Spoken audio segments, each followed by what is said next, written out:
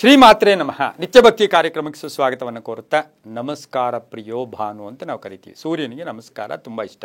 ಅಂದರೆ ನಮಸ್ಕಾರ ಅಂತಕ್ಕಂಥದ್ದನ್ನು ಇವತ್ತಿನ ದಿವಸ ನಾವು ದೇವರಿಗೆ ನಮಸ್ಕಾರ ಹಾಕ್ತೀವಿ, ಹಿರಿಯರಿಗೆ ನಮಸ್ಕಾರ ಆಗ್ತಕ್ಕಂಥದ್ದು, ಗುರುಗಳಿಗೆ ನಮಸ್ಕಾರ ಆಗ್ತಕ್ಕಂಥದ್ದು.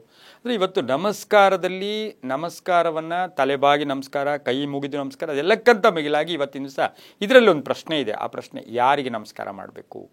ನಮ್ಮಲ್ಲಿ ವ್ಯಂಗ್ಯ ನಮಸ್ಕಾರ ಇರುತ್ತೆ, ಗೌರವ ನಮಸ್ಕಾರ ಇರುತ್ತೆ. ವ್ಯಂಗ್ಯ ನಮಸ್ಕಾರ ಅಂದರೆ ಎಲ್ಲೋ ಯಾರೋ ಸುಮ್ಮನೆ ಆದರೂ ಗುರು ನಮಸ್ಕಾರ ಗುರು ಅಂತ ಅನ್ನೋದು, ಮತ್ತು ಯಾರಿಗೋ ಸಿಕ್ಕಿದ್ರೆ ಚಿಕ್ಕವ್ರಿಗೂ ಕೂಡ ನಮಗೆ ಗೊತ್ತಿಲ್ಲದೇನೆ ಅವರಿಗೆ ನಮಸ್ಕಾರ ಪೌ ಅಂತ ಅನ್ನೋದು, ಇದು ವ್ಯಂಗ್ಯ ನಮಸ್ಕಾರ. ಆ ನಮಸ್ಕಾರವನ್ನು ಭಕ್ತಿ ಶ್ರದ್ಧಾ ಹೃದಯಪೂರ್ವಕವಾಗಿ ನಾವು ನಮಸ್ಕಾರವನ್ನು ಮಾಡಬೇಕು. ಈ ನಮಸ್ಕಾರದ ಫಲಗಳೇನು? ನಮಸ್ಕಾರದ ಫಲಗಳೇನು? ಯಾಕೆಂದರೆ ಇಡೀ ಪ್ರಪಂಚ, ಇಡೀ ಭೂಮಂಡಲ, ಇಡೀ ಪ್ರಕೃತಿಗೆ ನಾವು ನಮ್ಮ ಶಾಸ್ತ್ರಗಳಲ್ಲಿ ಒಂದು ಮಾತಿದೆ, ಈಶ್ವರ ಸರ್ವಭೂತಾನಿ. ಈಶ್ವರ ಸರ್ವಭೂತಗಳಲ್ಲೂ, ಸರ್ವ ಇರುವೆಯಿಂದ ಆನೆಯ ತನಕ ಈಶ್ವರ ಸರ್ವಭೂತಾನಿ, ಎಲ್ಲ ಭೂತಗಳಲ್ಲೂ ಎಲ್ಲ ಕಡೆ ಕೂಡ ಶಿವನ ಅಂಶ ಇರುತ್ತೆ. ಮನುಷ್ಯರಲ್ಲಿರುತ್ತೆ, ಕೆಟ್ಟವರಲ್ಲಿರುತ್ತೆ, ಕೈದಿಗಳಲ್ಲಿರುತ್ತೆ, ಡಾಕ್ಟ್ರಲ್ಲಿರುತ್ತೆ, ಇಂಜಿನಿಯರ್ ಇರುತ್ತೆ, ಭಿಕ್ಷಕನಲ್ಲಿರುತ್ತೆ, ಒಳ್ಳೆಯವನಲ್ಲಿರುತ್ತೆ, ಸ್ವಾಮೀಜಿಯಲ್ಲಿರುತ್ತೆ, ಹುಚ್ಚನಲ್ಲಿರುತ್ತೆ, ಎಲ್ಲರಲ್ಲೂ ಇರುತ್ತೆ ಆ ಈಶ್ವರ ಸರ್ವಭೂತಾನಿ. ಆ ಈಶ್ವರ ಅಂಶ ಎಲ್ಲ ಕಡೆ ಇರ್ತಕ್ಕಂಥದ್ದು ಕೂಡ ಪ್ರತಿ ಜೀವಿಯಲ್ಲೂ ಕೂಡ ಒಂದು ಶಕ್ತಿ ಅಂತಿರುತ್ತೆ. ಆ ಶಕ್ತಿ ನಾವು ನಮಸ್ಕಾರವನ್ನು ಯಾರಿಗೆ ಮಾಡಬೇಕು? ಯಾವಾಗಲೂ ಅಷ್ಟೇ, ಕೆಲವರಿಗೆ ನಾವು ಮಾಡ್ತಕ್ಕಂಥದ್ದು, ಉದ್ದೇಶಪೂರ್ವಕವಾಗಿ ಮಾಡ್ತಕ್ಕಂಥದ್ದು, ಕೆಟ್ಟ ಮನಸ್ಸಿನಿಂದ ಮಾಡಿದಂಥ ನಮಸ್ಕಾರ ನಮಗೆ ರಿವರ್ಸ್ ಹೊಡಿತಕ್ಕಂಥ ಸಾಧ್ಯತೆ ಕೂಡ ಇರುತ್ತೆ. ಇವತ್ತಿನ ದಿವಸ ವಯೋವೃದ್ಧರಿರ್ಬೋದು, ವಯೋವೃದ್ಧರು, ವಿದ್ವಾಂಸರಿರ್ಬೋದು, ಹಾಗೆಯೇ ನಾವು ವಿದ್ಯಾ ಹಿರಿಯರು ಅಂತೀವಿ, ವಿದ್ವಾಂಸರು ಅಂತ ಕರೀತಕ್ಕಂಥವ್ರಿಗೆಲ್ಲ ಜ್ಞಾನ ಹಿರಿಯರು, ಅವರಿಗೆ ನಾವು ನಮಸ್ಕಾರವನ್ನು ತಲೆಬಾಗಿ ನಮಸ್ಕಾರ ಮಾಡಿದ್ದೆ ಆದರೆ ನಮ್ಮ ದೇಹದಲ್ಲಿ ಧನಾತ್ಮಕ ಶಕ್ತಿಗಳ ಜೊತೆಗೆ ಅದೃಷ್ಟ ಕೂಡ ಕೂಡಿ ಬರುತ್ತೆ. ಬಹುಮುಖ್ಯವಾಗಿ ಈ ನಮಸ್ಕಾರ ಯಾವ ನಮಸ್ಕಾರ?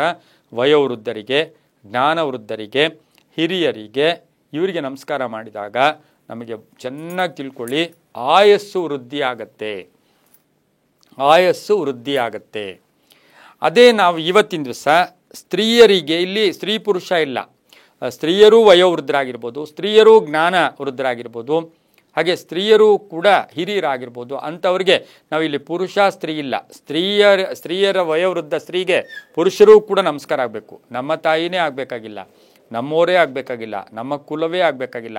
ಆ ಕುಲ ಆಗಿಲ್ಲ ಅವೆಲ್ಲ ನಾವು ಮಾಡ್ಕೊಂಡಿದ್ದು, ಅದೆಲ್ಲ ಬೇಕಾಗಿಲ್ಲ. ಹಿರಿಯರಿಗೆ ನಮಸ್ಕಾರವನ್ನು ಸ್ತ್ರೀಯರೂ ಕೂಡ ಮಾಡ್ಬೋದು. ಆದರೆ ಸ್ತ್ರೀಯರಿಗೆ ಮಾಡಿದ ನಮಸ್ಕಾರ ಸಾಕ್ಷಾತ್ ಪಾರ್ವತಿ ದೇವಿಗೆ ಸೇರುತ್ತೆ.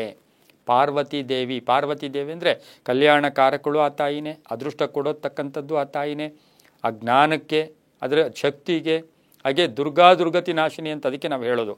ಆ ರೀತಿ ದೇವಿ ಪುರಾಣದಲ್ಲಿ ಹೇಳುತ್ತೆ, ಹಿರಿಯರಿಗೆ, ಮಹಿಳೆಯರಿಗೆ, ಜ್ಞಾನಿಗಳಿಗೆ, ಈಗ ಶಿಕ್ಷಕರು, ರಿಟೈರ್ಡ್ ಆಗಿರೋ ಶಿಕ್ಷಕರು ಇರ್ತಾರೆ, ಅಂತಹವರಿಗೆ ನಮಸ್ಕಾರ ಮಾಡಿದಾಗ ಅದು ಪಾರ್ವತಿ ದೇವಿಗೆ ಸೇರುತ್ತೆ ಅಂತ ದೇವಿ ಪುರಾಣದಲ್ಲೂ ಕೂಡ ಹೇಳುತ್ತೆ. ಇನ್ನು ಗುರುಪತ್ನಿಗೆ, ಜಂಗಮ ಪತ್ನಿಗೆ, ಮಹಾಸಾಧ್ವಿಗಳಿಗೆ ನಾವು ಹತ್ತಿರ ಹೋಗಿ ನಮಸ್ಕಾರ ಮಾಡಬಾರ್ದು.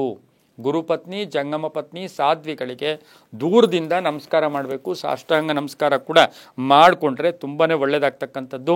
ಹಾಗೆಯೇ ನಮಸ್ಕಾರವನ್ನು ಯಾರಾದರೂ ನಮಸ್ಕಾರ ಮಾಡ್ತಾರೆ ನಮಗೆ, ಅದು ಏನು ಹೇಳಬೇಕು ಗೊತ್ತಾ? ಪರಬ್ರಹ್ಮಣ ಏನು ಹೇಳಬೇಕು?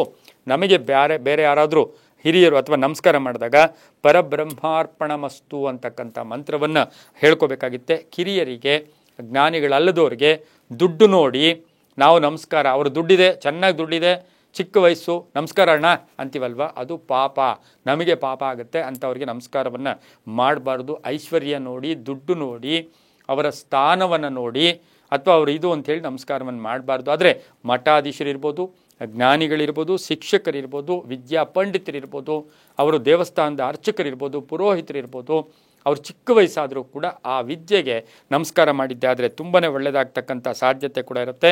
ಯಾವಾಗಲೂ ನಮಸ್ಕಾರಕ್ಕೆ, ಪ್ರತಿ ನಮಸ್ಕಾರವೇ ಸಂಸ್ಕೃತಿ ಅಂತ ಹೇಳ್ತಾ, ಸರ್ವೇ ಜನ ಸುಖಿನೋ ಭವಂತು, ಸಮಸ್ತ ಸನ್ಮಂಗಳಾನಿ ಭವಂತು.